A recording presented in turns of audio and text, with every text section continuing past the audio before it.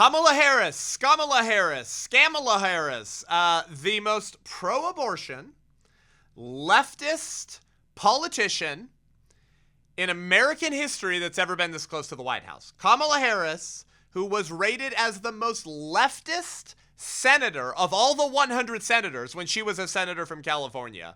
The most baby-hating, Christian-hating, kooky weirdo. Her dad was a crazy Marxist. This woman, it's hard to overstate how radical and evil this woman is, but particularly her record on abortion and attacking babies and the pro-life movement is so scandalous and shocking that when I put up a semi-viral Instagram post about this woman's record, raiding people's apartments and stealing footage to protect Planned Parenthood, people are calling me a liar, misinformation, because they're either too young or too liberal to have read what happened. This woman deserves to be exposed. And as she is one election away from the White House now as the Democrat Party's presidential nominee, it's very important that you learn the truth about the crazy abortion-crazed record of this woman and her attack against you as a pro-lifer and anyone who will stand against her financier, Planned Parenthood. Buckle up. This episode is going to rock your socks off. And I ask you now to share it and prevent this woman from getting elected and destroying forever the legislative efforts of the pro-life movement. I'm Seth Gruber, and this is The Seth Gruber Show.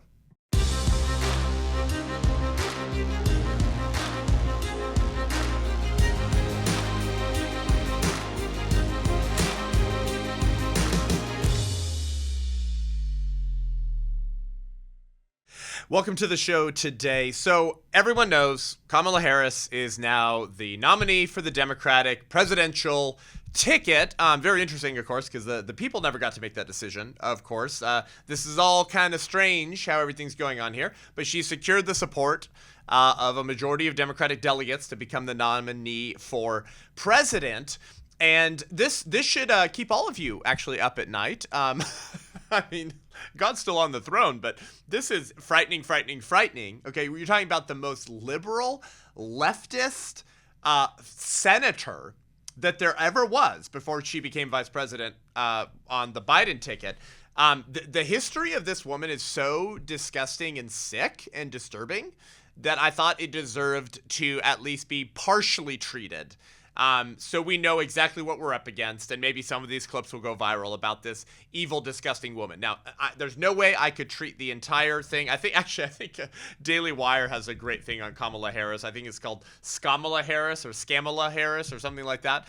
That you guys should go watch if you guys are subscribers to Daily Wire. We're going to talk about her abortion radicalism, her trans radicalism, her I hate Christians radicalism. I think goes back a long, long time. And what really spurred this in particular was a Instagram post I did last week. And this thing kind of took off.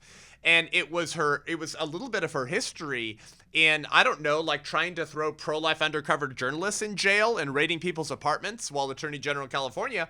And all of these comments were like, that's fake news, misinformation, Seth is lying again, where's the evidence, why don't you prove it? And it's like, this is the first time I actually felt like I was kind of old. You know, I'm only 32, but I was like, wait, I remember this when it happened. And most of these young people don't, because they would have been too young to remember, I guess, the news segments and coverage of this thing at the time. So I thought this really deserved a full treatment. We've talked about Kamala Harris on the show years ago.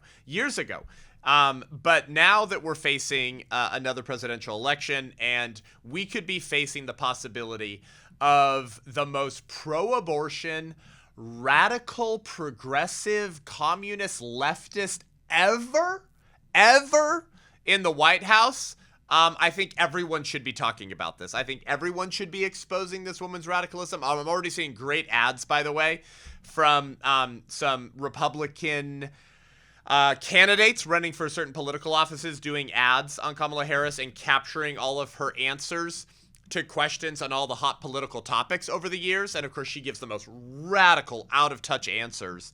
And it really reveals who she is and what she believes. We should be playing that stuff around the clock, okay? On social media, on any conservative, right-of-center news agencies. It's hard to overstate exactly how radical Kamala Harris is. And so Kamala Harris, though, first and foremost, hates babies. She hates babies, and she really hates pro-life people, okay? And this is not a conjecture. This is not sensationalist rhetoric. We have all of her track record for you, especially on the abortion front today.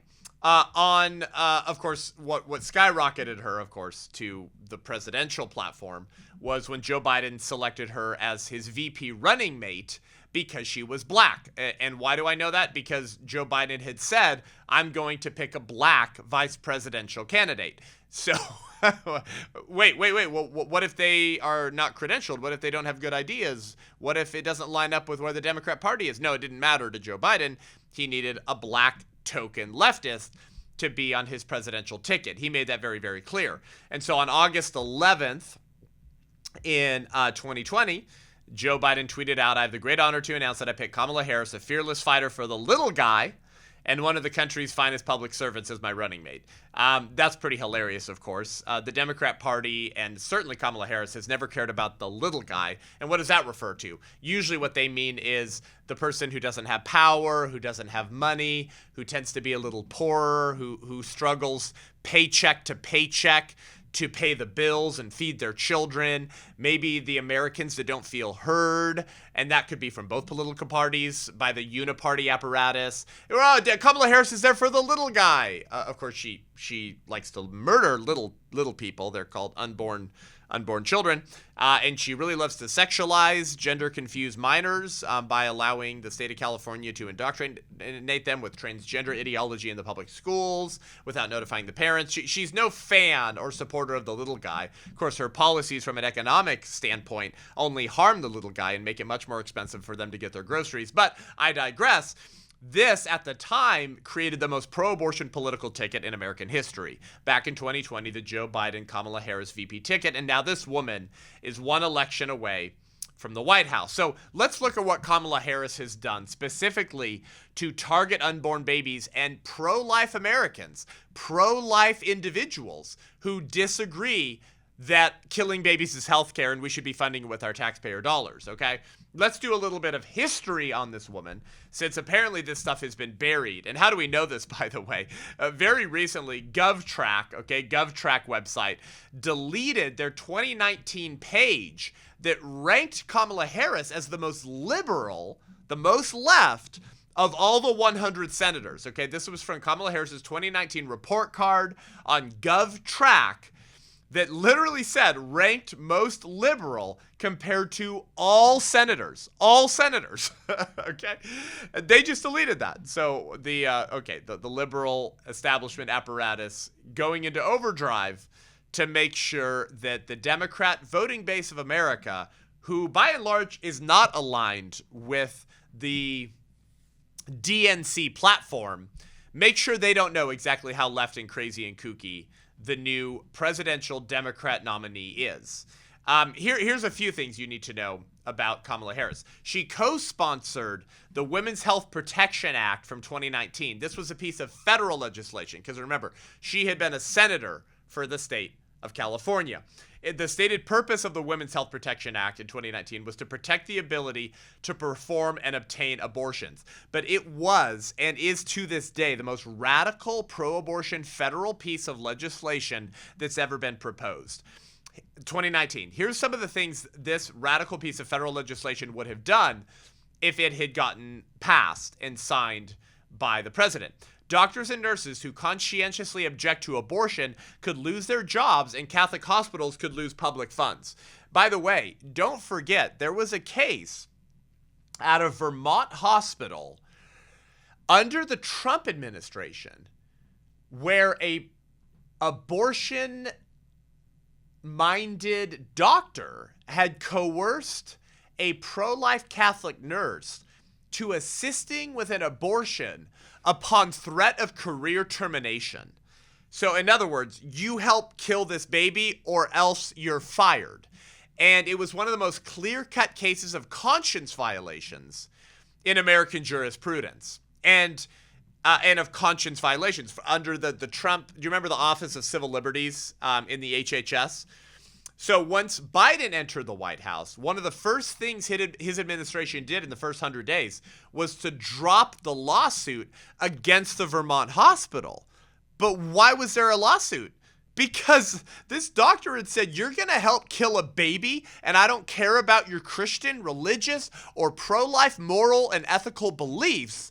You will get fired and not have a job here if you don't help kill this baby. Like, that should be a pretty clear-cut case of conscience violations. So by dropping the lawsuit against that hospital, the Biden-Harris administration was communicating that that's perfectly acceptable. Which makes sense because the piece of federal legislation she had co-sponsored in 2019 would force doctors and nurses to perform abortions or lose their jobs. Okay, what else would this radical piece of federal legislation have done? It was called H.R. 2975, by the way, and it would have jeopardized informed consent laws such as ultrasound requirements and reflection periods. Because a lot of states have laws that don't allow a woman to get an abortion until they're shown an ultrasound of their baby first, or there's a 24, 48, or 36, 72-hour reflection period to slow down the decision and hopefully save the life of the baby. And of course, many of these were more important pre-Roe v. Wade getting overturned, and now we just need to ban it at the state level. It would have jeopardized parental notification requirements so that no state has to inform parents that their minor is going to kill their grandkid. It would force states to allow discriminatory abortions. In other words, what this means is it would have invalidated pre-viability application of state laws that prohibit the eugenic practices of Down syndrome discrimination abortions, sex-selective abortions, and race-based discrimination abortions. In other words, if someone says, I only want to get an abortion, the only reason I'm going to kill my baby is because the baby has Down syndrome, or it's not the right gender that I wanted, I have a girl but I really wanted a boy, and so that's the only reason I'm getting an abortion. And we have stories of this happening, by the way, in America. This is not uncommon. So it would have forced states to allow such abortions. It would have blocked states from protecting pain-capable babies at 20 weeks of pregnancy. Of course, remember, this was before the overturning of Roe. It would have overrid state restrictions on abortions in the third trimester. So Kamala Harris's piece of federal legislation would have invalidated any state law that prohibits abortion after fetal viability. According to Alexandra DeSanctis at National Review, at the time, covering Kamala Harris's most radical of abortion legislative bills, she said, according to reporting from John McCormack, the bill's sponsors have said that it does not distinguish between the mother's physical and mental health. Read in conjunction with the Supreme Court's ruling in Doe versus Bolton, defining health as all factors physical, emotional, familial, etc., the Women's Health Protection Act would invalidate any and all state-level protections for unborn children after the point of viability, indeed up until birth. And we know this is what Kamala Harris has to do. She's been saying for some time now that abortion will be the issue for the 2024 election, that this will be a referendum election on abortion because of the overturning of Roe versus Wade. And she said that we need to completely restore Roe back to its sacred place. In other words, we have to have federal legalized abortion through point of birth again.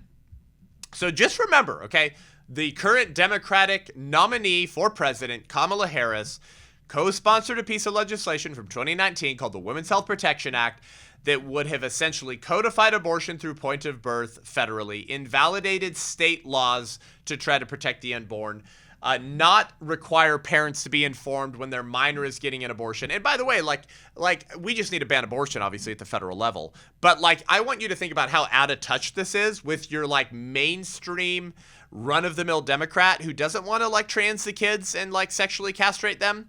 You know what I mean? And sterilize them, but they still vote for Democrats anyways, and maybe they're not aware of the ideas or policies they're voting for. Maybe they just hate Republicans more than they hate Democrats. I don't know why, but the point is there are plenty of run-of-the-mill Democrats who do not support this kind of stuff. They don't support abortion through point of birth. They certainly don't support removing parents from the equation when it comes to a minor getting an abortion. So just so we're clear here, Kamala Harris is the most pro-abortion politician in American history, the most pro-abortion senator to have ever been a senator in American history. The woman is now one election away from the White House. Oh, by the way, Kamala Harris supports infanticide. So the murdering of babies after they're out of the vaginal canal, they're no longer in the uterus. Yeah, infanticide, murdering infants. Kamala Harris is cool with that. She's down with that. Why? Because she has vetoed the Born Alive Abortion Survivors Protection Act both times. What did the bill do? Sponsored by Senator Ben Sasse from Nebraska, I believe. It said that if a baby survives a failed abortion attempt and is born alive in the process of the failed abortion, botched abortion, then the doctor has to transfer the now born alive child to a hospital and give them the same level of medical treatment and care as any other baby would receive born under normal circumstances and at the same gestational age. And if the doctor, quote unquote, abortionist or abortion staff doesn't inform the local hospital and authorities that a baby was born alive in the process of an attempted abortion, then they'll be held legally and criminally responsible. And if they do nothing and let the child die, then they're definitely going to jail. I mean, this was the Born Alive Abortion Survivors Protection Act. And why is it important? Because we actually don't have federal legislation that requires the protection of infants born alive during failed abortions with criminalization for those who fail to act and treat the born alive infant.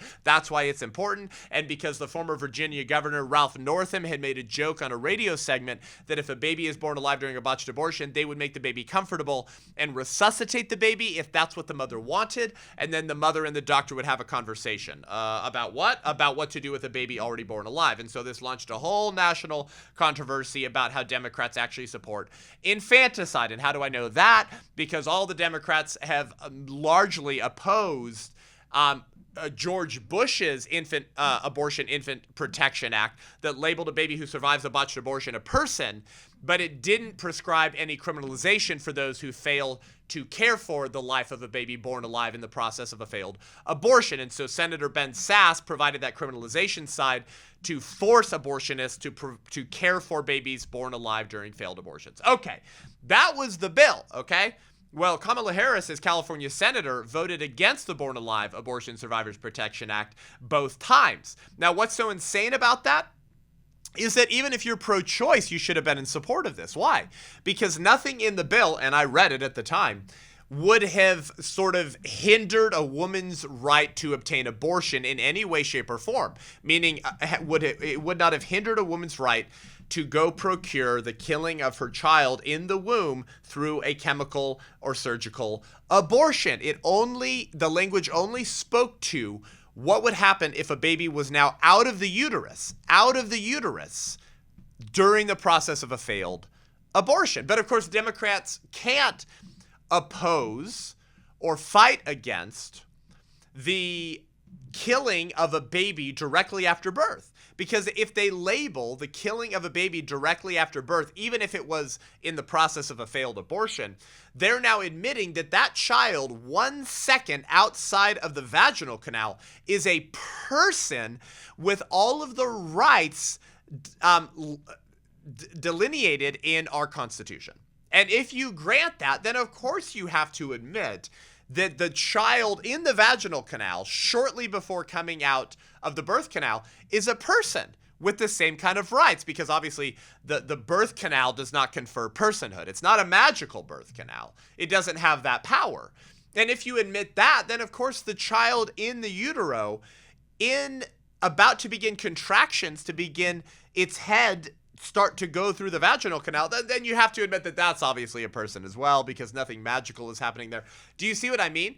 If Democrats were to have supported the Born Alive Abortion Survivors Protection Act, co-sponsored by Ben Sasse, they would begin unraveling the entire myth of choice. They would be planting moral premises in the law that would then begin teaching Americans to reject pro-choice radicalism, pro-abortion politics, because you can't admit that that child is a person, but right before birth, it's not, and that it should be legal to kill them in the womb, but not directly outside of the womb. You see, this kind of bill forces you to start using this old thing called common sense. So, of course, Kamala Harris had to oppose the Born Alive Abortion Survivors Protection Act, and in so doing, she proved her support for infanticide, the murder of infants. What else has Kamala Harris done? But first, we'd like to thank our sponsor of the Seth Gruber Show today, Every Life Diaper Company. Every Life Diaper, America's pro-life diaper company. And, how many times do I have to tell you to do this, guys? Don't buy diapers from baby companies that support abortion. I know that's kind of like a shocker thing to say, but it's generally not a good thing. to subsidize companies that want to kill babies. And as pro-life conservatives have more kids than leftists, why would we, as pro-lifers who have the most babies, be buying diapers for our babies from people that want to kill those babies? It doesn't make sense. Stop doing it. Go to everylife.com, everylife.com. Promo code Seth10, Seth10 for 10% off your first order. My wife and I, we use Every Life Diaper Company. Your nursery at your church, go send this to the gal and your pastor that runs the nursery at the church. You should be getting your diapers from Every Life. 10% off your first order with promo code Seth10, Seth10. And I believe you save money on a subscription model as well. Let's rebuild a culture of life by not funding a culture of death. Everylife.com, promo code Seth10. Thank you for supporting the Seth Gruber Show. Well, she opposed the Hyde Amendment and had promised to overturn it. According to the Federalist, the Hyde Amendment has saved 2 million babies. The Hyde Amendment had prevented taxpayer dollars from funding abortions. The Federalist writes, when taxpayers don't sponsor abortion, women on Medicaid are less likely to get one. News research reveals that 1 in every 9 people born to a mother on Medicaid is alive today because of the Hyde Amendment. The Hyde Amendment likely had saved more than 60,000 babies alive today in the United States every year. In other words, when you don't get subsidized or reimbursed for your abortion and you're poor, you're less likely to get an abortion if you can't afford it. And then the baby gets too developed and old enough to be able to kill. And then, oops, you're left with a baby who ends up being born and gets to enjoy life because they weren't murdered in the name of radical feminism. It's very important to have policies like that. Of course, once again, let me say it, we need to just ban abortion federally anyways. But the Hyde Amendment had saved many lives. Kamala Harris wants more of your taxpayer dollars used to fund abortions. And then here is the most scandalous, perhaps, thing of all with Kamala Harris. And this was my Instagram post last week that got people screaming at me, fake news, misinformation, and liar. And yet anyone who knows how to do this thing called Google would have been able to find all the coverage of this at the time. I'm talking about the expose back in 2015 that exposed high-ranking Planned Parenthood lackeys and corporate leaders admitting that they sell the body parts and organs of the children that they abort for additional cash. So one, they make money on killing the baby, and then secondly, they can turn around and sell the cadaver of their aborted victims to labs for scientific inquiry and research and make additional money. And by the way, this is illegal. We'll get to that in just one second. So this was the 2015 undercover reporting and journalism from the Center for Medical Progress with David DeLayden and Sandra Merritt, wearing tiny cameras, meeting with Planned Parenthood corporate people over expensive salads and at restaurants in public places where they admitted that they meet with third-party fetal tissue procurers who want to buy the pieces of the babies that Planned Parenthood aborts. By the way, here's the federal code. It's 42 U.S. Code 289G2. It says, it shall be unlawful for any person to knowingly acquire, receive, or otherwise transfer any human fetal tissues for valuable consideration. And by the way, that's the key phrase there, valuable consideration. What does that mean? Financially benefiting from it, okay? This is important because allowing for profit to be made off of the exchange or sale of fetal tissue creates an incentive to make more of it.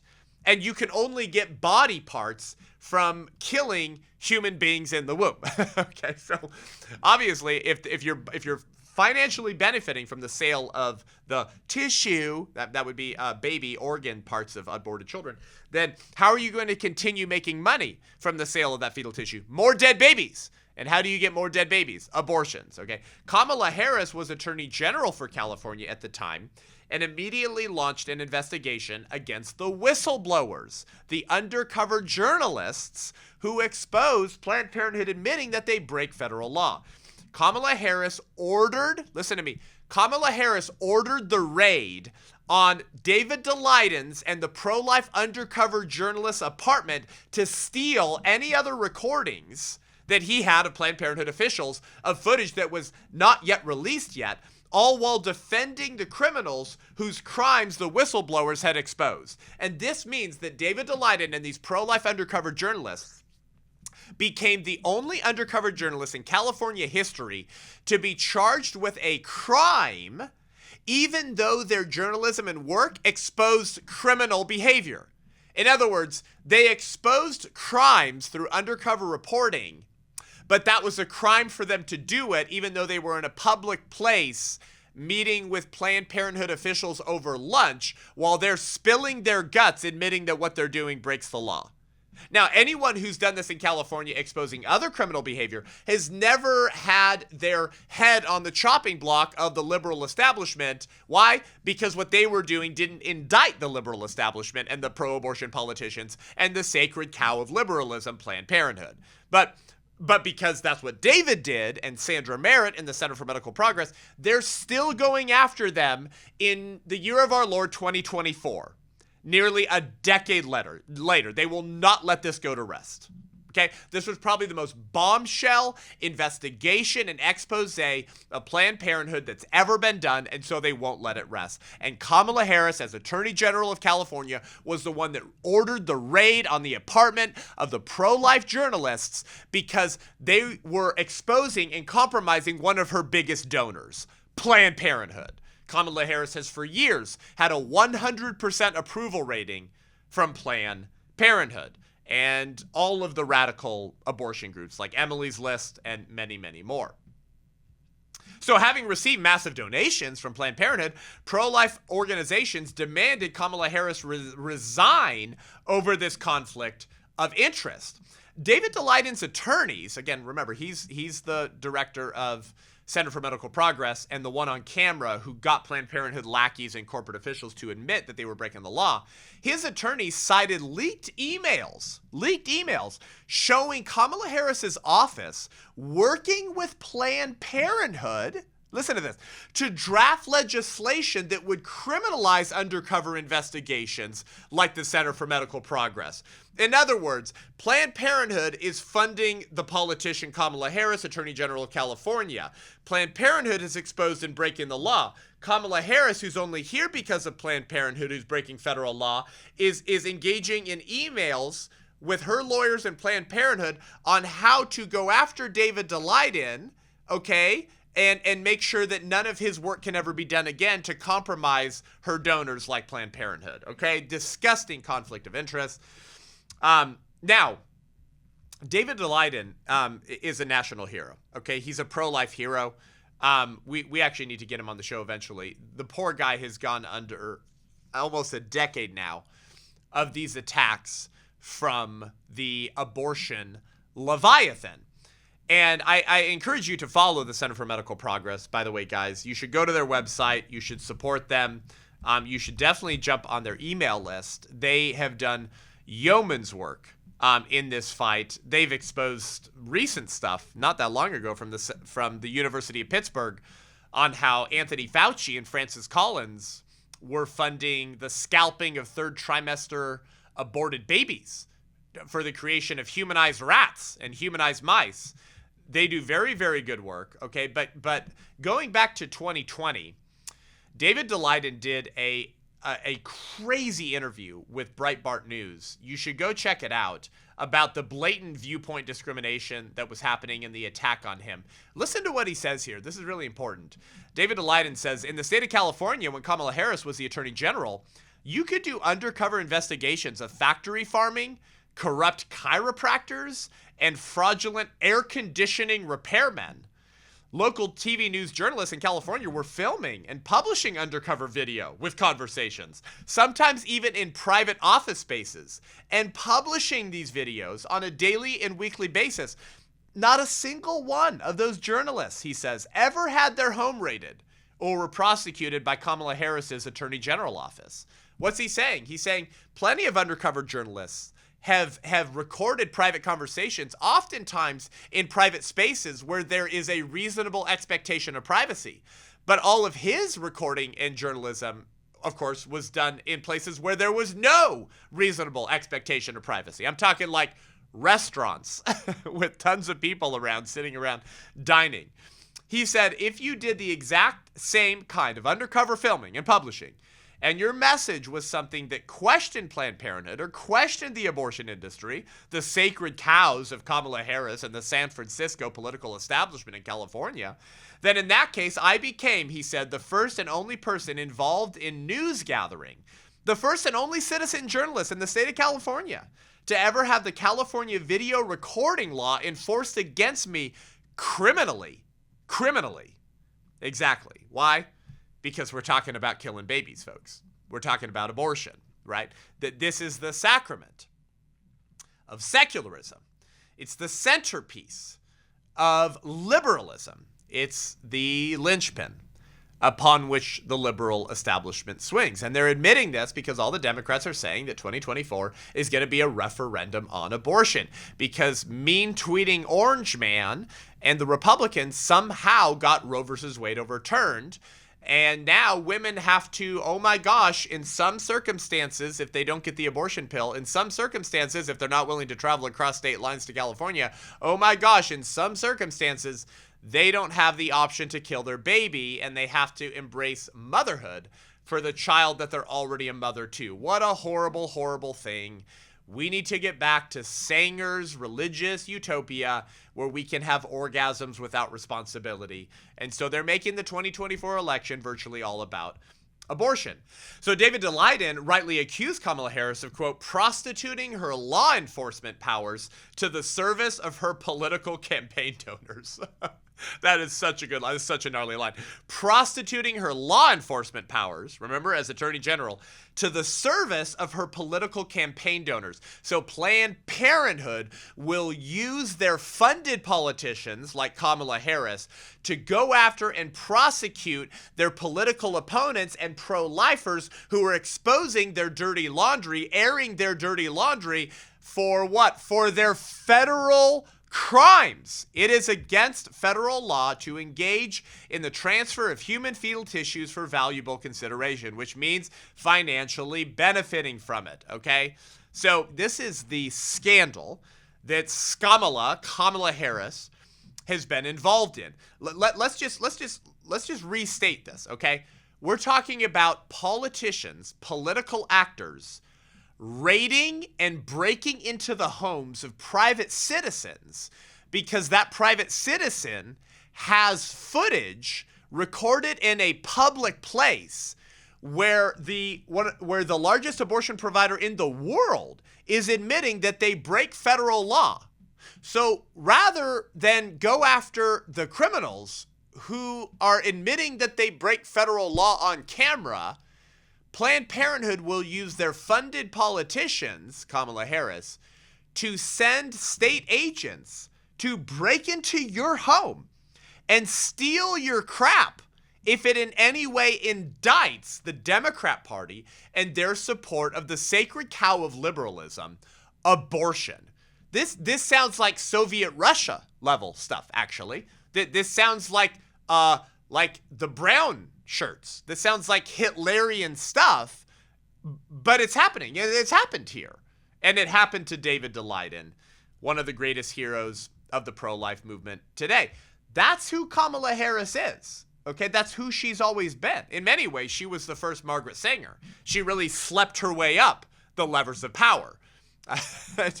If you don't know what that refers to, you probably have not been reading the news about Kamala Harris's long political career. Let's just say she may have only gotten to where she was by taking her clothes off and jumping in people's beds. But anyways, I digress. This prosecution of David Daleiden and the Center for Medical Progress has continued, by the way. They're still going after him. In 2019, a jury, according to Planned Parenthood, determined that David Daleiden, the Center for Medical Progress, intentionally broke the law in a multi-year campaign to advance their anti-abortion agenda and prevent Planned Parenthood from serving the patients who depend on us. That's, of course, how Planned Parenthood runs that headline.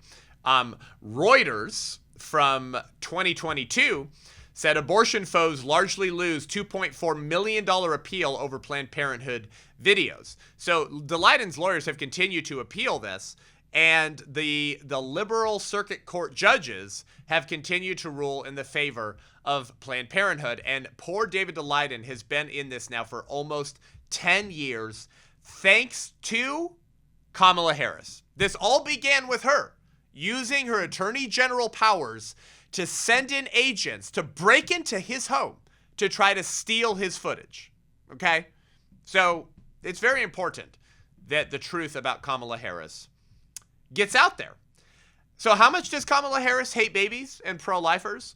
Well, if anyone or anything dares to use their freedom of speech to attack or seek to discredit the abortion behemoth or save babies, she will attack you with the full force of her political office. There's so much more to that story. I recommend you read it, you subscribe to the Center for Medical Progress.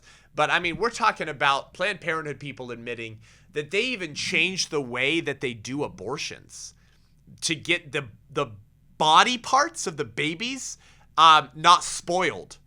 You know, like we don't want the drugs that are used to kill the baby to spoil the tissue and nuke the stem cells.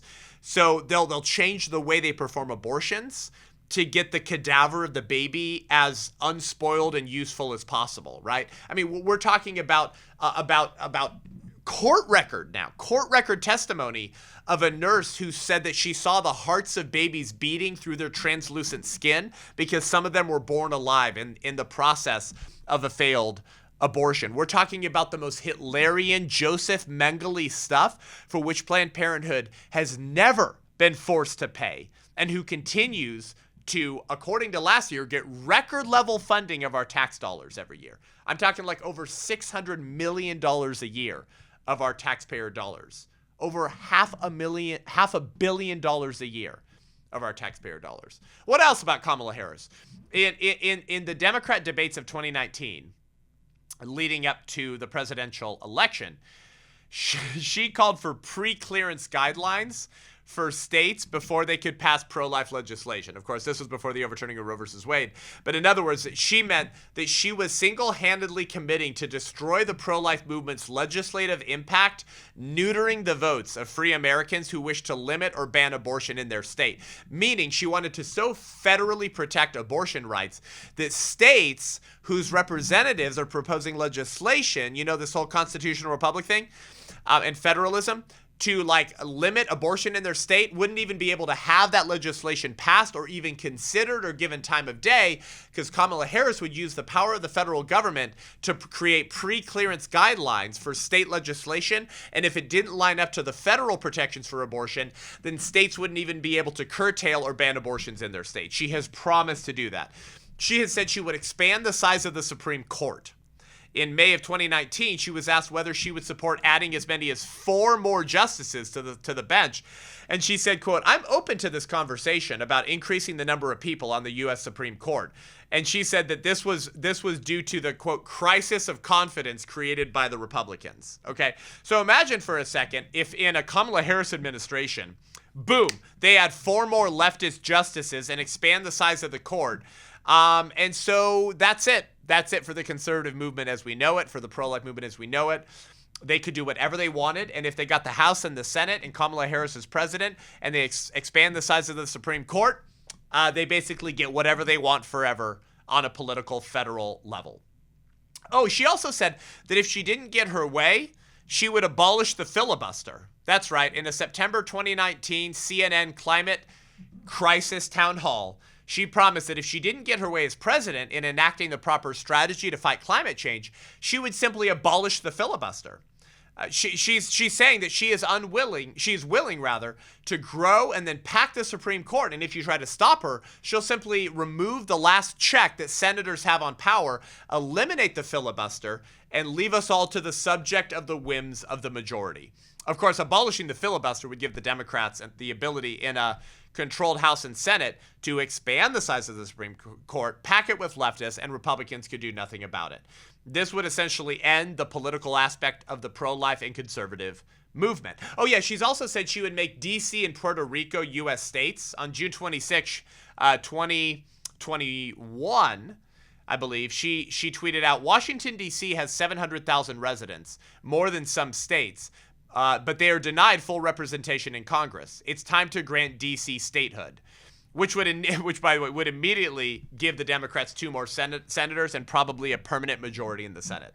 Why? So they can do whatever they want politically at the federal level. So in 2019, during the presidential debates leading up to the 2020 election, Kamala Harris was asked what she thought about Joe Biden's comments that you can't just write executive orders to ban the importation of AR-15s, that's unconstitutional. In other words, Joe Biden had said then that you can't just violate the Constitution to get whatever you want, that goes too far. And she was asked what she thought about his comments. Here, listen to this video and listen to what Kamala Harris says in response to this question.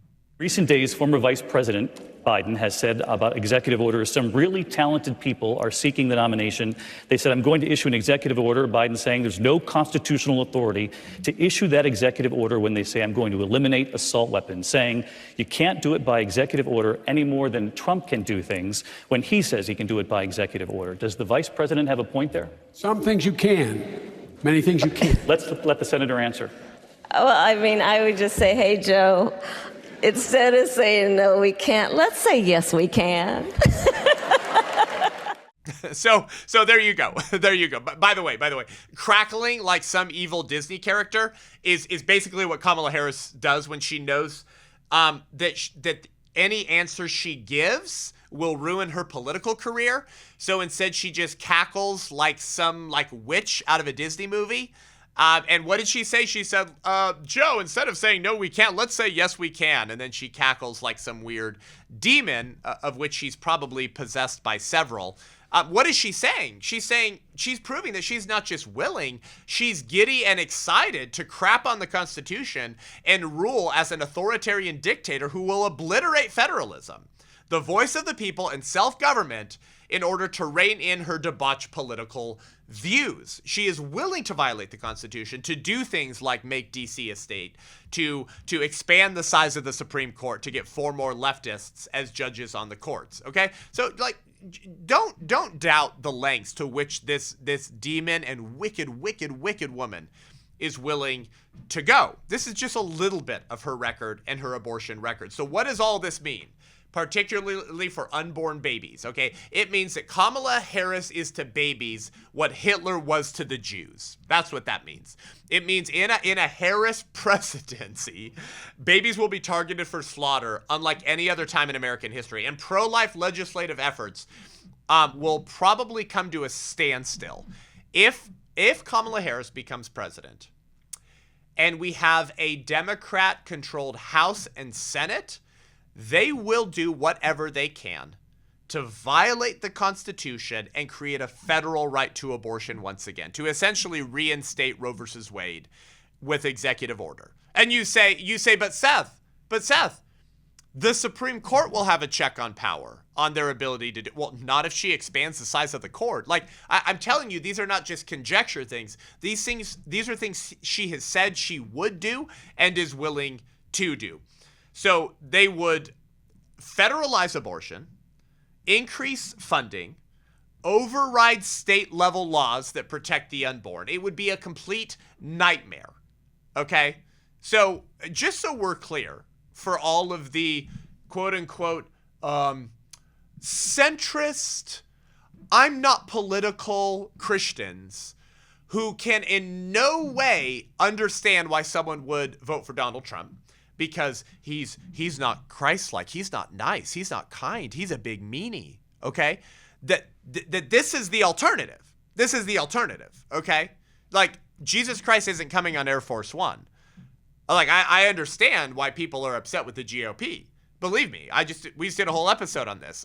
We did a whole episode trying to hold the Republican Party accountable, telling them that they're risking the votes of Christians and evangelicals by walking away from their protection to marriage, and the unborn. I rip both sides of the political aisle whenever we deserve it. But just to be clear, where the agenda and attack is actually coming from, for goodness sake. Okay, for all the Christianity Today and Russell Moore and Gospel Coalition and the Ethics and Religious Liberty Commission, the political arm of the Southern Baptist Convention, who carry water for the liberal establishment, right? who praise Biden for being a civil, kind man and never say anything about the agenda that his party is pushing onto babies, Christian marriage, the country. Like, this is who this woman is. This is what Kamala Harris is and will do.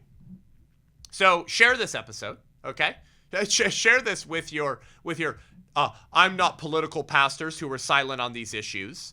Let's make the real history, the real record, and the real woman, Kamala Harris, famous for the threat that she represents, not just to the unborn and the family, but to the country and to the constitutional republic as we know it. Thanks for tuning in today. Head on over to iTunes, Spotify, YouTube, Rumble. Give the show a rating and review. Go subscribe at Rumble, okay? If YouTube ever digitally assassinates me, hit the notification bell on YouTube. Leave us a review and 5 stars on iTunes, if you will. It helps more people see the show. And if you want to join the White Rose Resistance and become an ally and help us take back life and wake up the church, go to thewhiterose.life. And if you join at $35 a month, you get a battle box in the mail, and you join our digital community to get equipped. And at $70 a month, we call that air support, you join our book club. So we read a book together once a month, and we talk about it live on Zoom. It's super cool. And if you want to get my book, The 1916 Project, you can pre-order it now at the1916project.com/book, or just the1916project.com. And to screen this life-changing documentary in your church right now, go to the1916project.com and press host a screening. My team will work with your church to host this at your church before it comes out for the whole world. We need your help at the fastest growing pro-life organization in America to build a culture of life, train, mobilize, activate, and send out believers around the country with these chapters we're launching to fight against this culture of death and finally end abortion in America. We need your help. Go to thewhiterose.life. Until next week, I'm Seth Gruber, and this is The Seth Gruber Show.